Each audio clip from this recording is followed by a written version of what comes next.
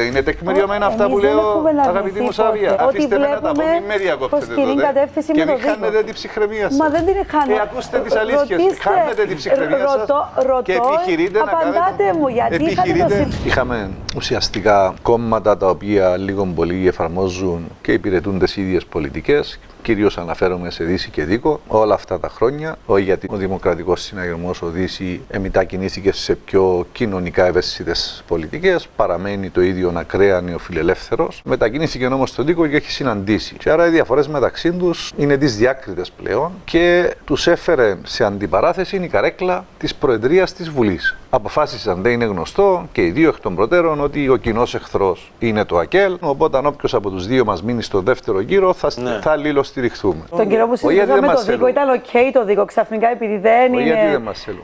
Ήρεμα είπαμε. Μα ήρεμα είναι. Δηλαδή τον καιρό.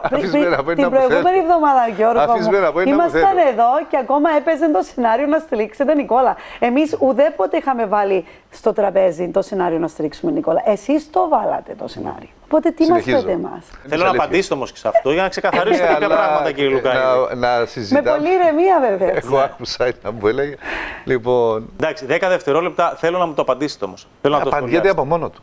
Από τι? Απαντιέται από μόνο του. Λοιπόν, πάω σε αυτό που έλεγα και θα έρθω και σε εκείνο. Ό,τι θέλετε να κουβεντιάσουμε. Ναι.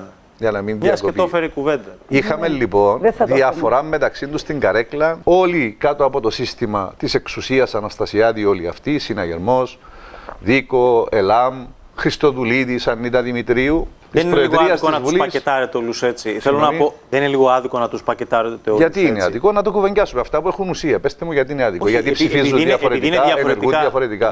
Δεν λένε τα ίδια για το ΝΑΤΟ, δεν λένε τα ίδια για την γενοκτονία στη Γάζα, δεν λένε τα ίδια για τις τράπεζες και κάνουν τα ίδια.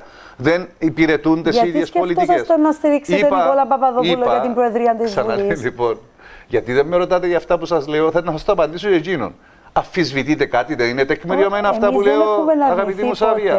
Λοιπόν, ωραία, αφήστε με να τα πω, μην με διακόπτετε τότε και μην χάνετε την ψυχραιμία σας. Μα δεν την χάνω. Ακούστε τις αλήθειες, χάνετε την ψυχραιμία σας και επιχειρείτε να κάνετε. Απαντάτε μου, γιατί είχατε το σενάριο να στηρίξετε Νικόλα. Η Σάβια Ιορφανίδου επιχειρεί να κάνει μετατόπιση, δεν έχει να αμφισβητήσει τίποτε από αυτά που λέω, αλήθειες λέω και θα ακούσει και τις αλήθειες για το ερώτημα της. Αλλά δεν θα αποφύγει, διότι δεν τις λέω για να τις ακούσετε. Θα τη ρωτήσω εγώ μετά για το ίδιο ερώτημα.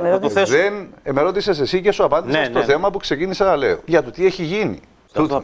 Πολύ απλό. Εμείς δεν αποφασίσαμε να στηρίξουμε Νικόλα Παπαδόπουλο. Με τον Νικόλα Παπαδόπουλο συζητούσαμε και επειδή δεν εμπιστευόμασταν όσο και να θέλαμε να χτίσουμε γέφυρες για τις προεδρικές εκλογές με όσο το δυνατό περισσότερα κόμματα, δεν εμπιστευόμασταν ότι ο κύριος Παπαδόπουλος θα μπορούσε να αλλάξει την επόμενη μέρα αν εκλεγόταν πρόεδρος της Βουλής και να κάνει άλλα πράγματα από αυτά που έκανε τα τελευταία χρόνια. Το μόνο που χωρίζει αυτά όλα τα κόμματα είναι οι καρέκλες της εξουσίας.